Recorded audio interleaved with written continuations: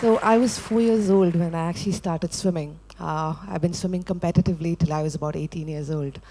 And 15 years later, in the wildest imagination, no one really thought I'd be swimming all alone in the middle of the sea and turn out to be an open water marathon swimmer.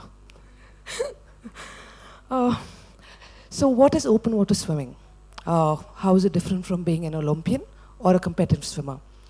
So open water swimming is swimming in the sea, swimming in the river, the vast ocean, or swimming in lakes.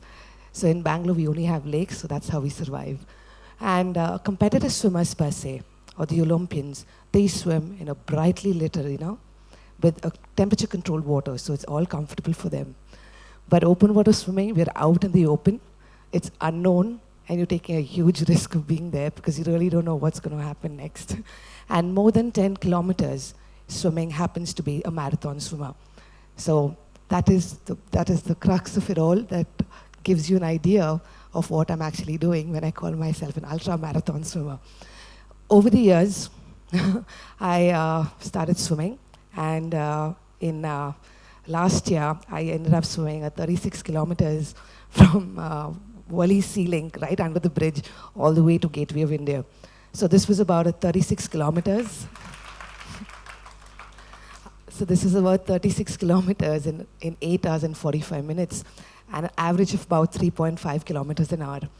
And an Olympian instead would swim 100 meters in a temperature-controlled pool in 45 seconds freestyle. So that is the difference between being a marathon swimmer and being an Olympian. So you heard I had fractured my back in 2017.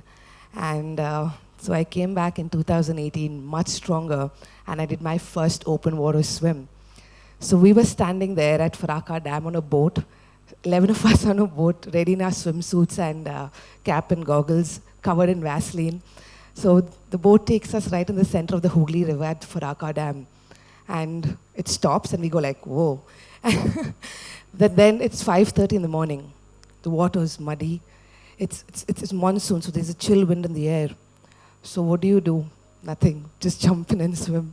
So that's when I started my journey from the middle of the Faraka Dam all the way down the Hoogly towards Behrampur, swimming 81 kilometers.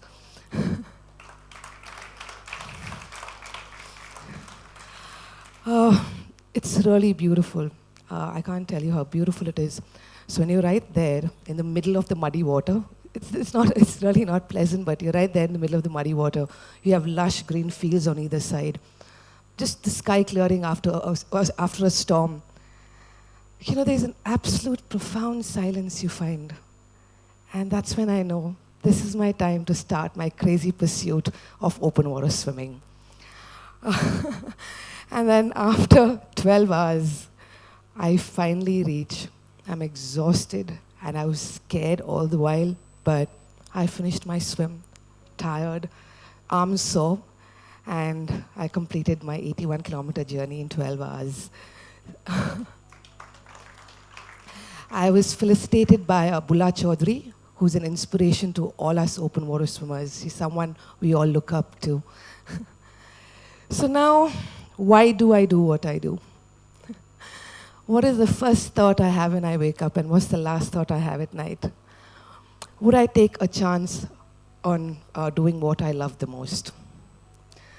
So I was in the corporate world for about 8 years, climbing the HR ladder. And we all want to get, at a point in the corporate world, behind a desk and inside a room. But because of my broken back, I had to move into hydrotherapy. So that's when I got into the water in 2018. That changed everything in my life. I had seen the corporate world. I had seen swimming in the open water. I took the chance. And I ventured into the unknown.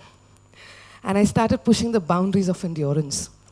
And I started really working on myself and getting better in what I do. So that's something that has been life-changing for me. I love to swim. I wake up swimming.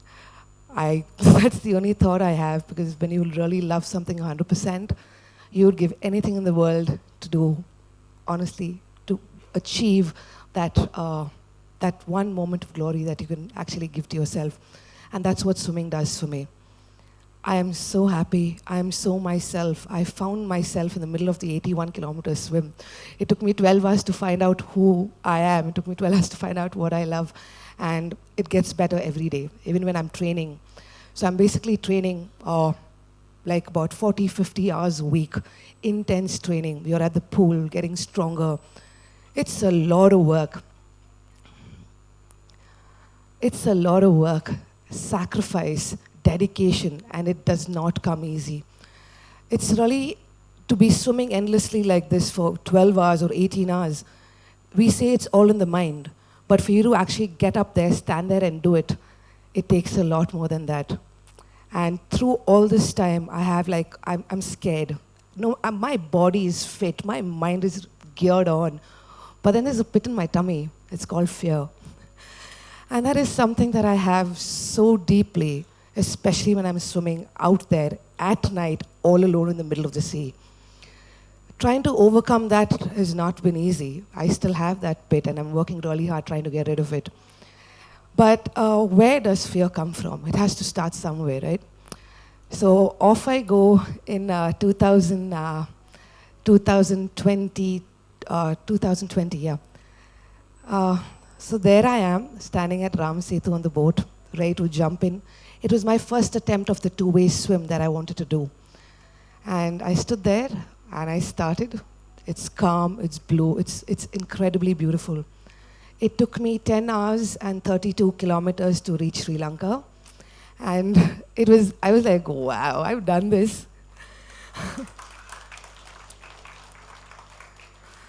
So I was like, wow, I've done this, It's amazing what you actually can see around there.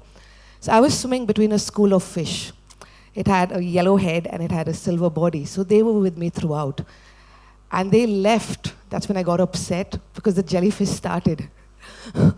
So now I have jellyfish stings all over me.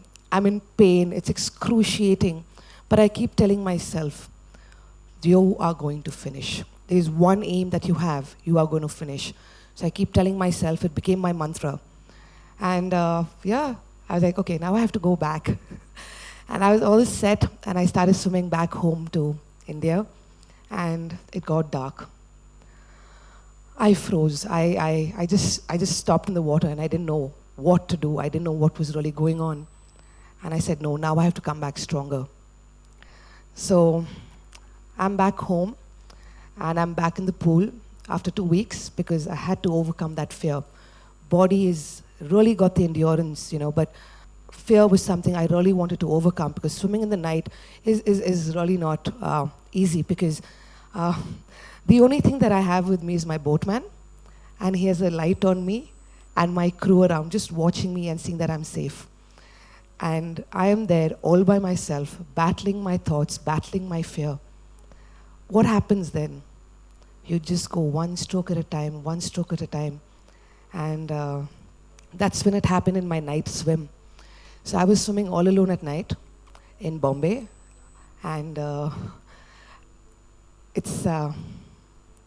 you're there in the water, and then you're trying to you're there on the boat, and now you have to jump into the water. 2 o'clock, I'm back again in Wally Sea Link, wanting to overcome my fear. And it wasn't happening. It just wasn't cutting for me because I'm petrified. I have such a huge pit in my stomach. I'm not able to overcome it. Then again, I'm telling myself a little differently this time. This is the only way you can overcome your fear, unless you jump into the mouth of the demon. So I jumped in after the boat kept rocking and rocking and rocking. And finally it was morning. And I was still scared. I haven't overcome it, like I said. I'm out, I finished my swim. I have successful swims. I'm, dizzy with happiness. I'm 7 kgs lighter, by the way. It's not a suggestion of losing weight. It's not a nice way. And but I'm exhausted. Because 70% of my energy is used on battling my mind.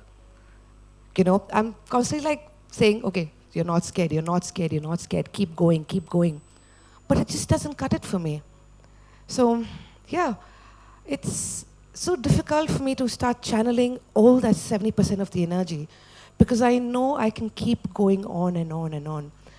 And we can't touch the boat. This is one of the major rules of the Marathon Swimming Federation. Number one, you cannot intentionally touch the boat. 2, you cannot touch any of the crew on the boat. 3, you cannot get onto the boat. So what happens? Now, how am I going to feed? Because we have a feeding plan every hour or every 50 minutes for what we need, whether it be our electrolytes, whether it be our gels. So they give me a bottle with a rope tied on it and throw it to me. So that's how we feed. That's how we actually move on. So, and it's a non-stop swim. So even when I was going towards Sri Lanka, and my first attempt when I actually quit, I got into the boat. So they're like, okay, this is not a swim, but swimming that through Jellyfish for 10 hours was quite something that it makes me think that why do I do this again? You know, there's so much beauty. I swam with dolphins in Bombay, by the way, and I had 5 dolphins swimming with me throughout. It was, you know, wow, I'm one with nature. You see sunrises, you see sunsets, and why wouldn't I want to do it? Because you're one with nature, right? So this is what makes me happy. This is me on the boat trying to jump in, but it was just so, the water was really, the waves were crashing, and then we were almost falling into the water. But yeah, we stuck through and made it. So this is my journey. I finally went back. I was like, okay, I'm ready after the Bombay swim. So this is where my 2-way journey started. So it's one way 30 kilometers, but it was 32 for me because it's, again, I started about 4:45 in the evening. And as I'm swimming one stroke at a time in this gorgeous, glorious blue, I can't tell you how beautiful it is being out there. And it's the Ram Setu, so I know I'm one with God. And I start my journey. The sun is setting. The fear is starting again. So this time, I told myself, I love talking to myself because I spend so much time alone in the water. And yeah, so there I start my journey. I was beyond disbelief of what am I doing to myself. I couldn't understand. So one stroke at a time, and yeah, it was finally dawn. It was a beautiful. It was one of the most beautiful sunrises I've ever seen. It's just blue hues, and that was it. 62 kilometers later, and 19 hours and 21 minutes, I was finally in Ram Setu. I'm back home at Dhanushkodi. I'm burnt.